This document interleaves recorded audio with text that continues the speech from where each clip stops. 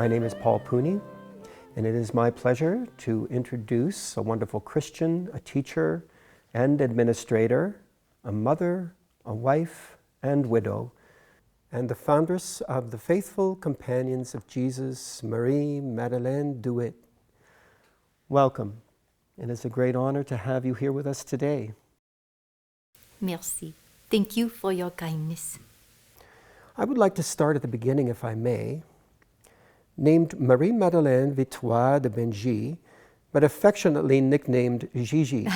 Oui. You were born into a wealthy family in France, September 21st, 1781, just 8 years before the French Revolution. Oh, I am embarrassed to say I remember the French Revolution with a kind of fondness. Or had I been an adult at the time, witnessing the horrifying slaughter of thousands, noble families and clergy at the terrible guillotine, I would have had nightmares. The sound of that sliding blade coming down, heads dropping into baskets, and held high for all to see the frozen expressions of horror, met with cheers and applause. These are the memories of others, not mine. Although as an adult, I have spent endless hours praying in the church that sat right next to where the guillotine used to be once it was moved, where thousands more were murdered, including a convent of innocent nuns who one by one climbed the steps to their death, all the while singing hymns of worship to God. A young novice who had run home to safety returned, just in order to sing the last nun to her death. For her act of courage, she too was killed. Their faith and holiness can still be felt in that church.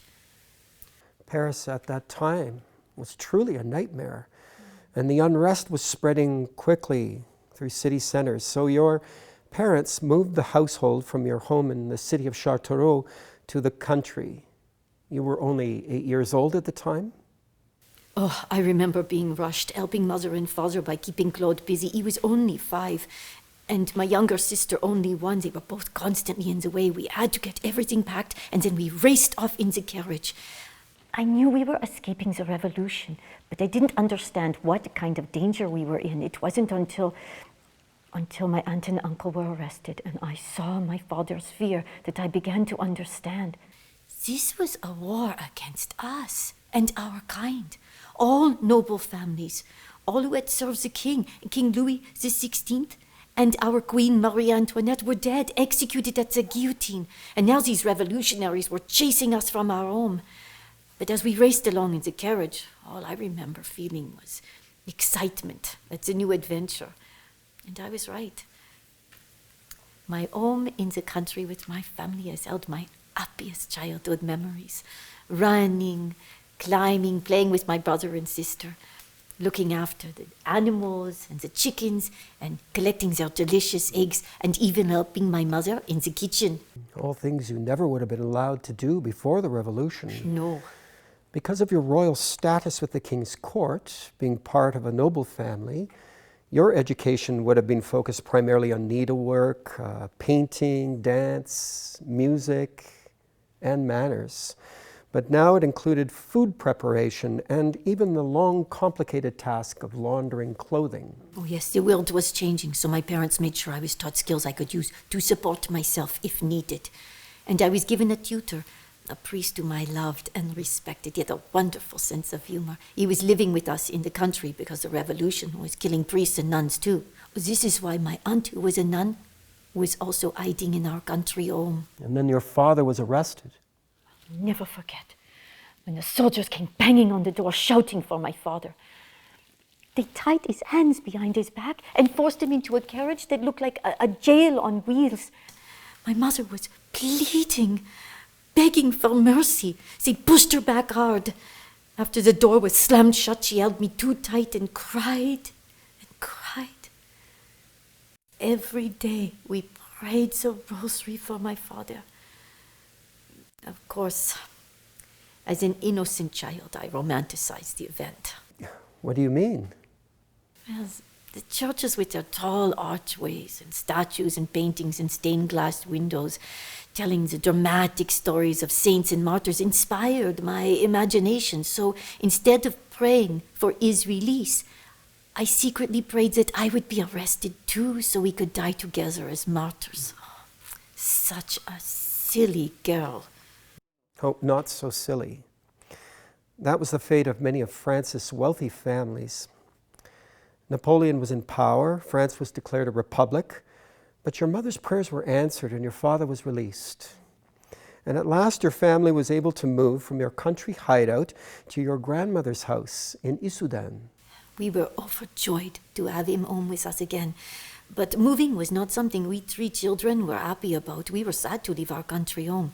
Well, my mother was happy to be moving to the city, especially because she was expecting her fourth child. Well, actually, it was her fifth child. I had an older brother who died very young when I was only 1.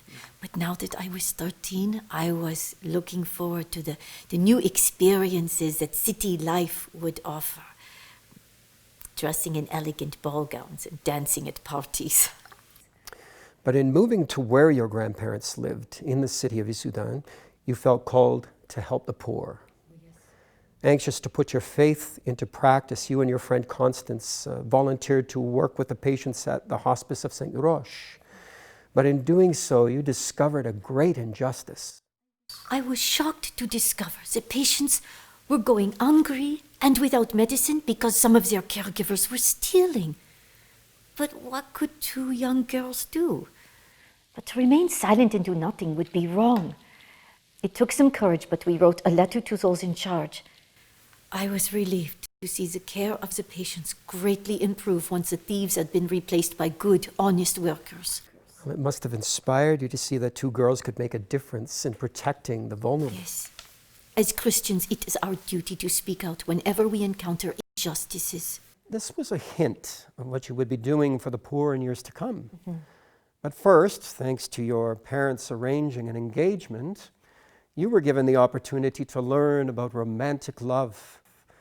When you were a young adult, you fell in love with a young nobleman by the name of Joseph de Bonheur-Douai. Joseph was a beautiful person. He was kind and compassionate. Although we both loved music and dancing, other noble couples spent most of their time hosting parties. He was not interested in wasting his life on ballroom gossip. He was doing something much more attractive, helping the poor. Joseph's father actually accused him of giving too generously. Did your parents approve? Well, at first, they didn't know what we were up to. Joseph would show the best of manners in front of my parents, offering me his arm, leading me to the carriage. But as soon as we were out of sight, we would burst out laughing and then cover our grand clothes with aprons and head to the nearest hospital. The plight of the poor was absolutely heartbreaking.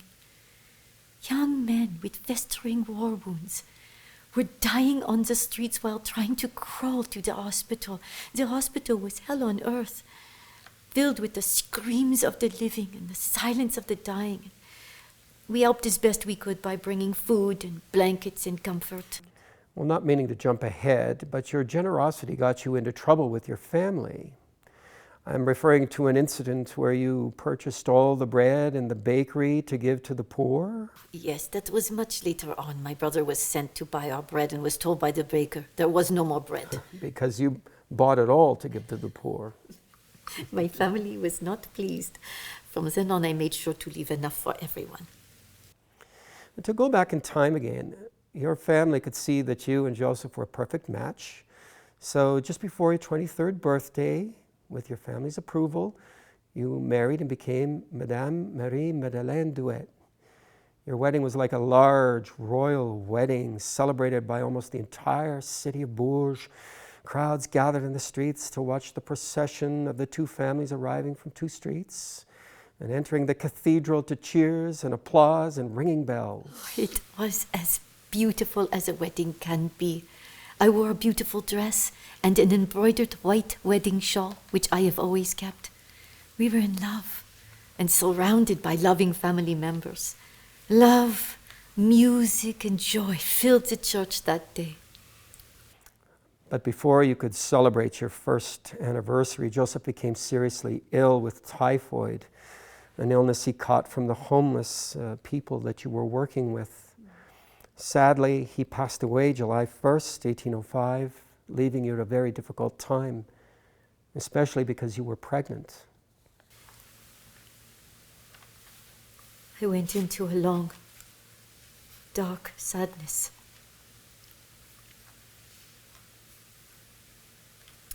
This sadness was like a deep hole. So deep. Can't even imagine climbing out. I was in danger of never recovering. I do not wish to relive those very sad times. I must instead, for the sake of my health and well-being, I must remember with joy the times that we spent together. And when I visit the cathedral, I am reminded of our happy wedding day by the beautiful chandeliers that our parents gifted the church to commemorate our special day. And we were given a beautiful country home and surrounding vineyard in a quaint little village called Perisy. Managing that vineyard over the years has brought me great comfort. And you had a reputation of being a kind and caring landowner, loved and adored by all your tenants whom you had helped on many occasions, even to the point of using your own money to rebuild a poor family's home that had been lost in a fire. Oh, yes.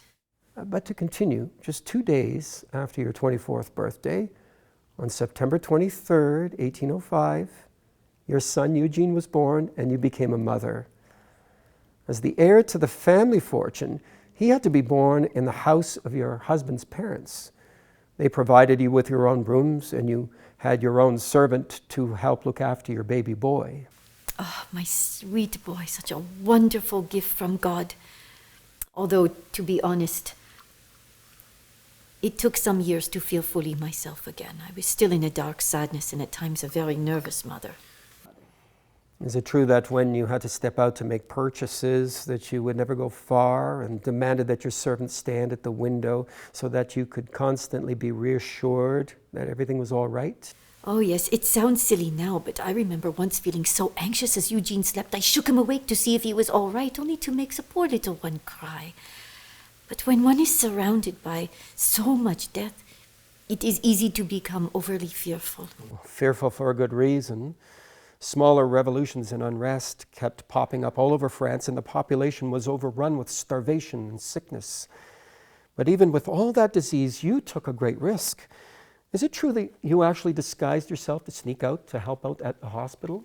God was calling me to serve, but there was this blockade in my way, the greatest blockade of my life that would be an obstacle to fight against over and over and over again. What obstacle is that? I am a woman, and from a noble family. I'm not allowed to go out, and certainly not to poor areas unless escorted on the arm of a man. The black bonnet and veils, the uniform for all widows, only allowed very limited access to the poor. But by not behaving in the manner dictated by your position as a noblewoman, you risked a great deal, but you did it anyway. How? I disguised myself as a peasant and I volunteered as a nurse at the hospital. But it was overrun with Spanish prisoners with typhus fever, so unfortunately you fell ill doing this work, so ill that you almost died. At the time, I thought it would be a good way to join my husband in heaven, but I did not want to abandon my son. Thankfully, my mother looked after Eugene and helped nurse me back to health. Did your volunteer work often interfere with your parenting? No. My family accused me of quite the opposite, of being too soft and doting, to the point where Eugene was 7 years old and still could not read, only because I kept giving in to his tears and complaints.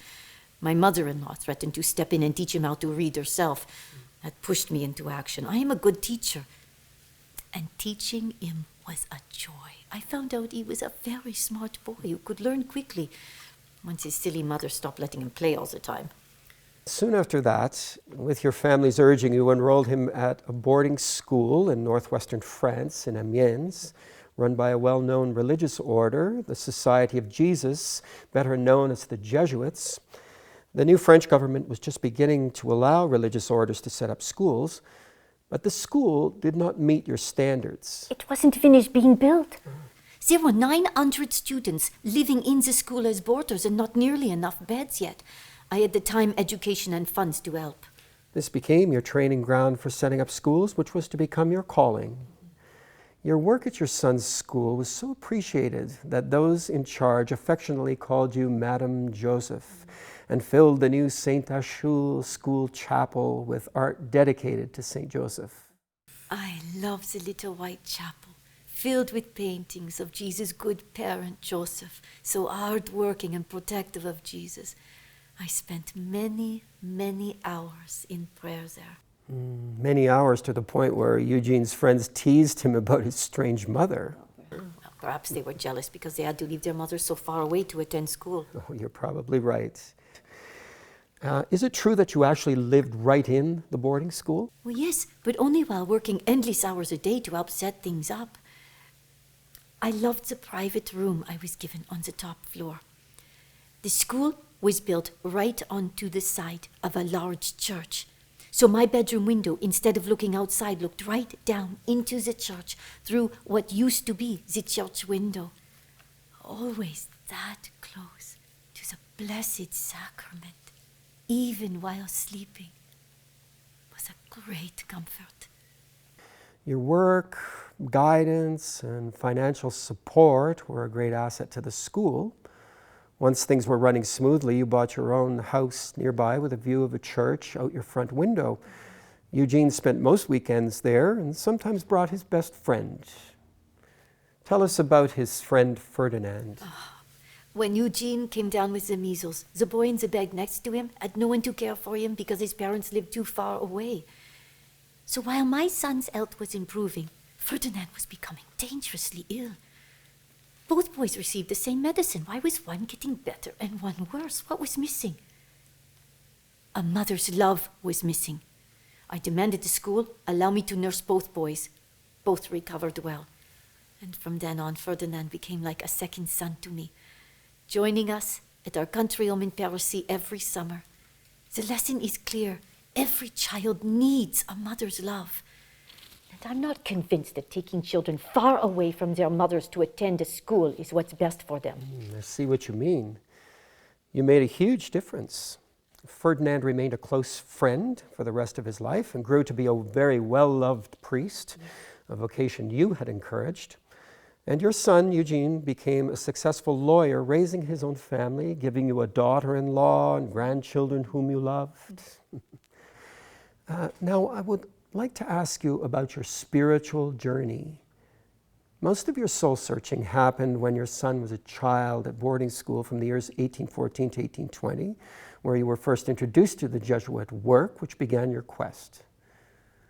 What was it you were looking for? I needed to know what was God's purpose for me. I was no longer someone's wife. I felt pressure to remarry, but no. I was still a mother, but Eugene was older and needing me less. When my mother died, my father thought I should just move back and be his daughter. I felt pulled in so many different directions. I just had to stop all the noise and pray. I just kept praying these words over and over and over again. I wanted nothing but the accomplishment of your holy will. And please give me the grace to accomplish it as soon as it is made known to me with fidelity and joy. That's a beautiful prayer. Yes. You spent your summers managing your vineyard in Paris and offered your home as a safe place for a number of priests. A major turning point in your life was when you invited Father Varenne to hide out in your country home. Father Varenne was hiding from the revolutionaries because they would have taken his life. Why? He was a priest, but also he had been a royalist soldier. His own mother had been murdered at the guillotine. Oh, that's terrible. Yes.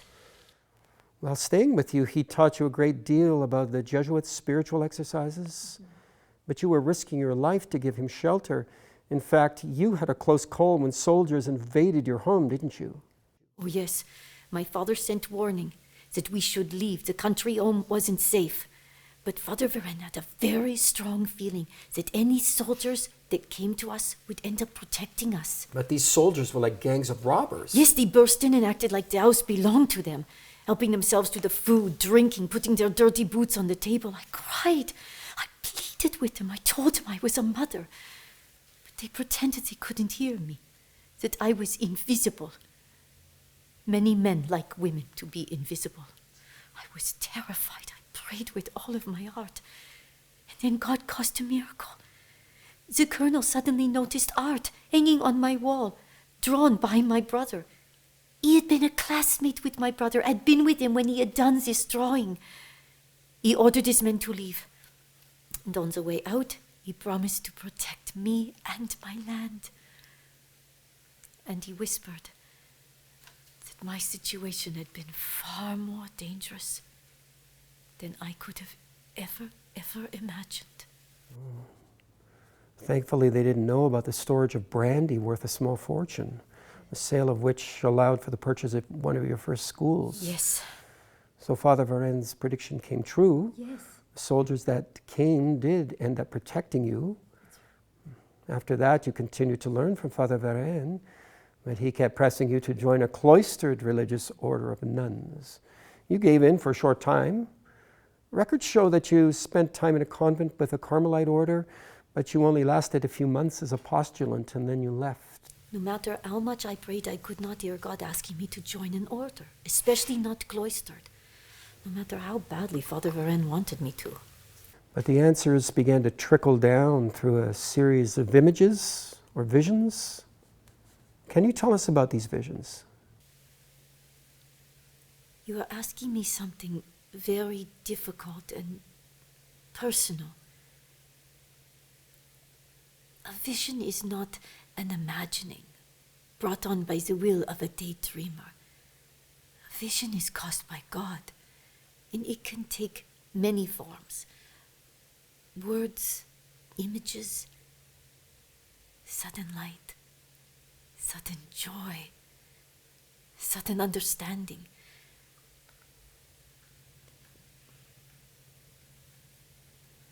It happened while I was walking in the school grounds, passing under a beautiful canopy of trees, following rows and rows of students in a procession being led by the priests who held high the crucifix. And suddenly I heard the words, "Behold, the first Jesuit and master of them all." And suddenly I understood that I was to follow Jesus and do what he wanted me to do, not what anyone else thought I should be doing. That message guided you through many years of struggles. Yes. It happened again at another time during quiet reflection while focusing on the crucifix. You heard Jesus speak. Yes. What did he say? 2 words. 2 words that stayed deep in my soul for the rest of my life. He said, "I thirst." My Lord and Savior, the one who conquered death, is thirsting. How can I help him? Where is he? He told us where to find him. Jesus can be found in the poor. But what exactly were you being asked to do? I was sure of 2 things. I was drawn to the work at my son's school, and I was drawn to the Jesuit spirituality. God was asking me to become a Jesuit. How did you know? I saw it. While deep in prayer, I saw it written on a scroll before me. But there was no Jesuit order for women. That was my reaction too. God was asking me to form a brand new Jesuit order for women for the purpose of teaching poor girls. Oh, yes, as well as running retreats and missions. Yes. It wasn't going to be an easy task. But you started with what you termed companions: poverty, humility, obedience, common in religious orders. But a 4th was added: gentleness. Why gentleness? The history of the church is in many ways a very cruel one, where conversion is forced, and this only pushed souls away from God and toward hatred. So I asked Jesus for 4 gifts to help me. His spirit of holiness, his heart full of love, his mother to be our mother, and his beautiful name in our name. My new order would use only love and gentleness, and we would call ourselves the faithful companions of Jesus. Beautiful. But the Jesuits were a teaching order strictly for men, and they took exception to your choice of name, feeling that calling your order faithful companions was in some way accusing them of not being faithful. No, it was about joining with the women in Jesus' life. While most of the disciples did, the women stayed with Jesus throughout all the suffering, right to the foot of the cross. This is what faithful companions do. Stay with the suffering, offering help. Once you were clear on what God wanted, you became determined. Yes. My mother used to laugh at me and say, "Oh, what Gigi wants, Gigi gets." Well, now God was using my stubbornness, and what God wants, God gets. Well, he certainly chose the right person for the job. It would take ages to list all the opposition and difficulties that you faced in trying to set up schools for poor girls. Very briefly, here are some of the things you were dealing with. You couldn't get support or funds from the new French government. Napoleon was barely tolerating the religious orders, allowing only a few schools to be built through government-appointed bishops. You needed support from the ones in charge of the schools, and that was the church. But some of the bishops and priests in your area didn't like you doing things outside of their control, so they tried to shut down your first school and even sent women away who had wanted to work for you. Their attempts to stop your work went on for years, regardless of how many schools you opened. Even your friend, Father Varenne, opposed you, often bringing you to tears. But you certainly passed all the tests and trials and just kept going one step at a time. Your second school was opened in your hometown, Chartereau, is that right? Yes, I purchased an old building that used to be the convent where my aunt once lived, until the revolutionaries turned it into a prison, the very prison that had held my father captive so many years before. Now it would be a convent again, as well as a school for poor girls. But this new home meant extreme poverty, using only the floor for a bed. Well, we did manage to create some mattresses with fallen leaves. And later on, you even opened a school in Liverpool, England. The Jesuits there welcomed you. Yes. But in France, every success made some of the men in power more and more determined to stop you. So eventually, you had to go right over their heads, all the way to Rome to see the Pope, where you were given permission to create your own order and to call it Faithful Companions of Jesus. How did you manage that? God managed it. I was amazed. One of the priests whom I had sheltered during the revolution now had powerful friends in Rome and was more than willing to help me to get an audience with the Pope. Thanks to your priest friend Bishop Mancini and others, eventually we had 2 successful meetings with 2 consecutive popes, Pope Leo XII and then years later Pope Gregory XVI, who did not listen to the lies created by others, but instead listened to you and understood well what you were setting out to do, and even paid for your return trip. And gave me a rosary. After years of struggling with church hierarchy, at last you were free to continue the work of setting up schools without needing permission from any of the local bishops or clergy. Why was there so much opposition? I could not understand it. Anyone with eyes could see the extreme poverty of the poor was only getting worse. The streets were filled with them.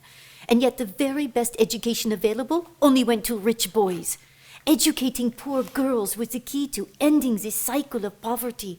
A poor girl taught only how to scrub floors grows up to be an adult slave like her starving parents. But if she is taught food preparation, sewing, laundry, she can grow up to run a household, raise her own family. If her education includes reading, writing, arithmetic, science, she can grow up to run a successful business. And my many years of teaching has proven to me that if her education also includes music, theater, and the arts, she will grow up with joy and a way to express herself. And if she is taught about God through the kind example of a good Christian teacher, she will grow up to be a spiritually mature adult who can search and find God in her everyday life. Oh, you're absolutely right. But tell us, how did you pay for these schools? Well, the poor could not afford to pay, so my little society of sisters and I, we volunteered as teachers, and we did other work as well, such as sewing and laundry, and I even used profits from my winery. Mm-hmm. And bon Dieu, our good Lord, always came to our rescue through generous people. And you had excellent teachers at your schools. Yes. At that time, a compulsory education for teachers at some sort of college didn't exist.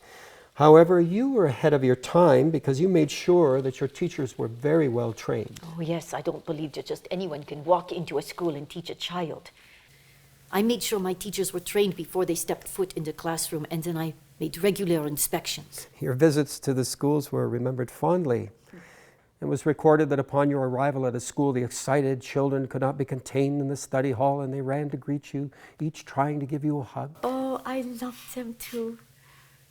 You know, I began my first few schools with only a large house and an outdoor play area where I would teach the girls how to play games. These children had such hard lives filled with work. They seldom knew how to play. It was good to see them running and playing and making friends. And I made sure there was plenty of flowers so they could see God's work and be filled with delight. Because happy children learn. We need our schools to be happy places where children want to be, where they feel safe and loved. At some schools, the older students are actually instructed to discipline the younger students by beating them. What a horror! Not in my school. At some school, the headmaster's office is a frightful place of torturous beatings. My office was used to encourage, never to discourage. Some schools are like prisons, where children's heads are shaved, they're strapped to an easel, whipped until bleeding, shipped off to foreign countries as slaves. Not in my school. Not in my school. Never, ever, ever in my school. Another mistake that is made is that teachers shame students in front of their classmates. I did not allow this. If I was to ask how a student was doing, instead of listing their faults and building resentment, I insisted the teacher find something positive to say. Teachers need to be firm, but more importantly, they need to be kind to all equally, no favorites. And they need to take a real interest in each child and speak to them about God and God's great love for them. And when teaching small children about God, it is important to read from the New Testament and keep prayers short.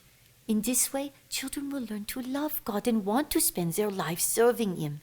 I see what you mean. Upon inspecting your school, one Jesuit, Father Ziccanelli, in 1837, wrote a criticism. It sounds more like a compliment. I quote, "Their curriculum is perhaps too vast, covering advanced science, not suitable to the average capability of women." What little ye know of the capability of women. Why should women not get the same good education as men? Exactly.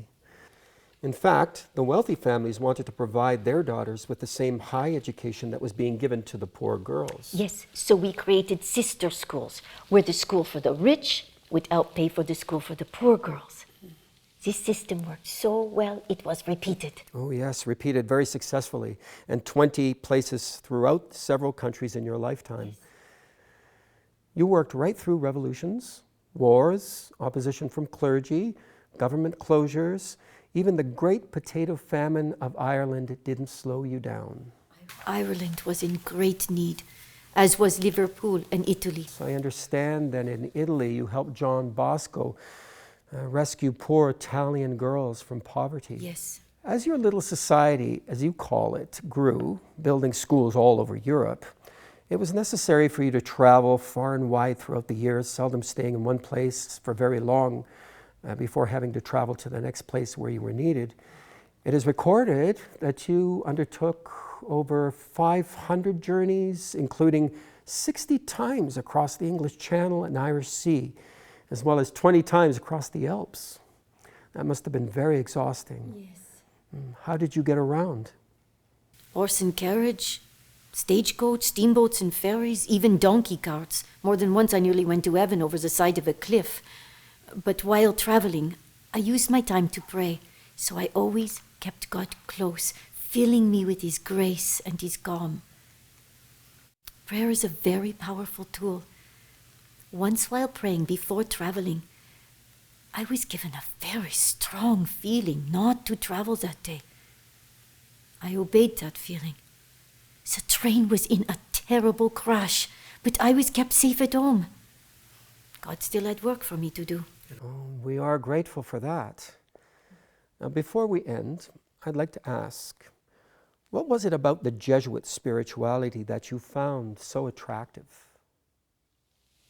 If I could only follow one part, it would be the daily examen. And what is the daily examen? At the end of each day, before you fall asleep, Reflect on the past day, from when you woke up in the morning until now in your bed. Reflect on the small details. It could be comfort you gave, or a smile given to you from a stranger, or something beautiful in nature. Look and see how God was revealing himself to you in that day, and place any mistakes in God's healing light. The daily examen is about truly admiring the gift of this day in all of eternity that has been given to you. That is a beautiful way to pray each night. You taught that and many other spiritual exercises at women's retreats, where you generously supplied everything to encourage spiritual health for women. Do you have any words of advice for us, years into the future? My motto has always been, do God's work with courage and confidence. First, find out what God wants you to do. Your calling might be obvious because of your talents, or it could be a complete surprise. Moses was asked to lead and speak even though he had a terrible stutter. Once you know what your calling is, begin with courage and confidence, one step at a time. And work hard as though the success is solely dependent on you, but entrust everything to God. And my advice, it is important to get out in nature. That is where we learn trust and surrender. We are not in control. The seasons change. The work must change with it. It can be frightening, but what is changing is growing. When the grapes are all harvested and the vine is left bare, you might think, that is all.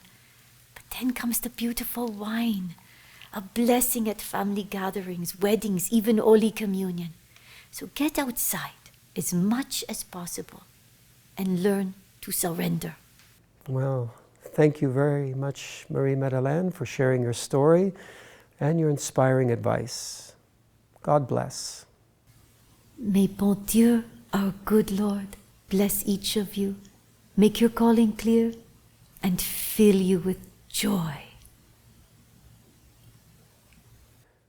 On Easter Monday, April 5th, 1858, at age 73, Marie-Madeleine passed away in her simple bedroom in her Paris community. Her last few words spoken were this: To die as a companion of Jesus, my pilgrimage is over.